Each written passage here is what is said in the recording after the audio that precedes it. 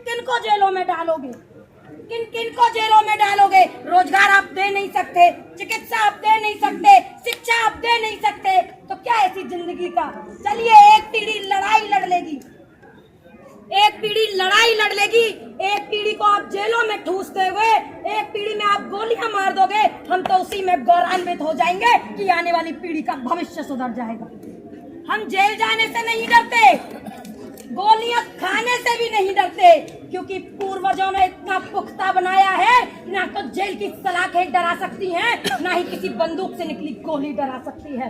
और याद रखें ये भजनलाल सरकार कि अगर ये समाज, यहाँ बैठा हुआ समाज, यह पूरा देश बुद्ध का अनुयायी है, अगर हम शांति के बुद्ध हैं, अगर यहाँ शांति से बैठे हुए हैं ना, तो सरकार ध्यान रखे कि हम कलिंग के अशोक भी हैं, उन्हें कलिंग युद्ध दोहराने में समय नहीं लगेगा। तो आपको अपनी आवाज को मजबूती से अड़े होकर के डटे रहना होगा। मैं उन सभी भाइयों को धन्यवाद देना चाहती हूँ जो कल से पूरी रात यहाँ डटे रहे उस भाई को न्याय दिलाने के लिए। यह सिर्फ एक राजेंद्र सैनी की लड़ाई नहीं है, सबसे पहले ये बता दूं, ये सिर्फ एक राजेंद्र सैनी की लड़ाई नहीं है, उन तमाम बेरोजगार युवाओं की लड़ाई है जो आज उच्च शिक्षा ग्रहण करके भी रोजगार के लिए मारे मारे फिर रहे हैं। उन तमाम गरीब परिवारों के बेटों की लड़ाई है जो नौकरी लेकर भी, मेहनत करके नौकरी लेकर भी आज नौकरी से विमुख हुए बैठे हैं, उनके घर का संचालन नहीं हो रहा। राजेंद्र सैनी भाई की एक बात सामने आई कि उन्होंने तनाव में आत्महत्या की। यह आत्महत्या नहीं थी। जब एक व्यक्ति, आप अपने ऊपर ही सोच करके देखिएगा कि घर परिवार की कोई छोटी सी बात ही बार बार आपके घर में छोटे मोटे गृह कलेश ही होने लग जाएं, तो वो छोटे मोटे गृह कलेश ही कितना तनाव दे देते हैं। व्यक्ति उन छोटे मोटे गृह कलेशों से भी गलत कदम उठाने के लिए मजबूर हो जाता है।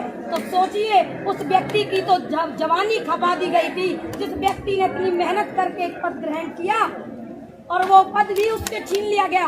वह उसका जो सपने थे, उसकी उम्मीदें थी, उसकी जनता की सेवा करने की जो उम्मीदें थी, वो उससे छीन ली गई। उसके परिवार के पालन पोषण का जो दायित्व उसके ऊपर था, वो जरिया उससे छीन लिया गया। तो वो कितने गहरे तनाव में जी रहा होगा, कितने गहरे तनाव में वो जी रहा होगा। क्या आप समझते हैं कि उसने यूं ही आत्महत्या कर ली होगी? नहीं, उसने सोचा होगा अपने बूढ़े माँ बाप के बारे में, उसने सोचा होगा अपनी बहनों के बारे में, उसने सोचा होगा अपने भाइयों के बारे में। उसने यूं ही आत्महत्या नहीं की, उसके कंधों पर भाग दौड़ थी। जब उसने सोचा अपने परिवार के बारे में और जब उसे कोई रास्ता नहीं दिखाई दिया, उसे कोई समाधान नहीं दिखाई दिया, तो उस भाई ने अपने प्राणों की आहुति आने वाली नौजवान जनरेशन के लिए दी। तो ये शहादत आपके ऊपर उस राजेंद्र सैनी का ऋण है भाइयों, इस बात को याद रखिएगा। और ऐसा ऋण जिसे आप जीवन पर्यंत कभी चुका नहीं पाएंगे, चाहे उसे न्याय मिल जाए तब भी नहीं चुका सकते, क्योंकि ये उसकी शहादत आपके भविष्य को संवारने की शहादत है। और जब आपका भविष्य संवरेगा, तब आपको राजेंद्र सैनी को याद करना होगा कि एक नौजवान ने, और इस देश के अंदर एक राजेंद्र सैनी नहीं, तमाम दिन में न जाने कितने राजेंद्र सैनी इस बेरोजगारी से त्रस्त होकर के अपनी जान दे रहे हैं। यहाँ पर खड़े युवा, ऐसा कोई भी युवा नहीं होगा जो रोजगार की तलाश में ना हो। है कोई युवा ऐसा जो रोजगार की तलाश ना कर रहा हो या रोजगार ना चाहता हो? आज बेरोजगारी देश की सबसे बड़ी समस्या बन गई है। या तो नौकरियां आती नहीं है, आती हैं तो टाल दी जाती हैं, और जब कल भी अगर तारीख भी निश्चित हो जाती है तो फिर पेपर लीक हो जाता है या फिर भ्रष्ट राजनीति का शिकार हो जाती है। यही इस देश के अंदर और यही इस राज्य के अंदर चल रहा है।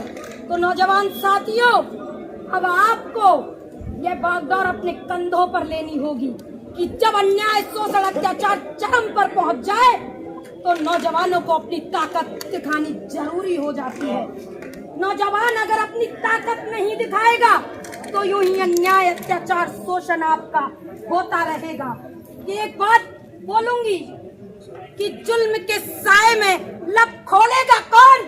अगर आप हम भी चुप रहे फिर बोलेगा कौन? तो साथियों, आपको बोलना होगा, आवाज उठानी होगी कि उसूलों पर आंच आए तो टकराना जरूरी है।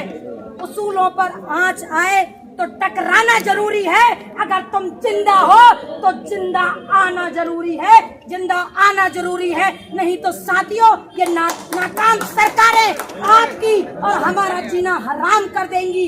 आपको अगर शान से जीना है, स्वाभिमान से जीना है, सम्मान से जीना है, तो इस जवानी को व्यर्थ मत जाने दो। इस नाकामी सरकार को, निकम्मी सरकार को दिखा दो कि जब नौजवान हुंकार भरता है तो सड़कें वीर से कांप जाती हैं, संसद की दीवारें हिल जाती हैं, विधानसभा की दीवारें हिल जाती हैं। ताकत है नौजवानों को अपनी ताकत दिखाने की आज जरूरत है, अधिकतर जरूरत है नौजवानों को अपनी ताकत दिखाने की। राजेंद्र सैनी को न्याय मिलेगा और 100% मिलेगा, क्योंकि आप सब युवा यहाँ अड़िग हैं।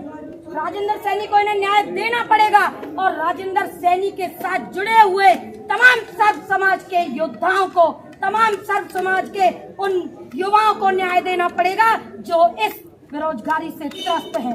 हो सकता है आपका ये आंदोलन एक बड़ा रूप ले।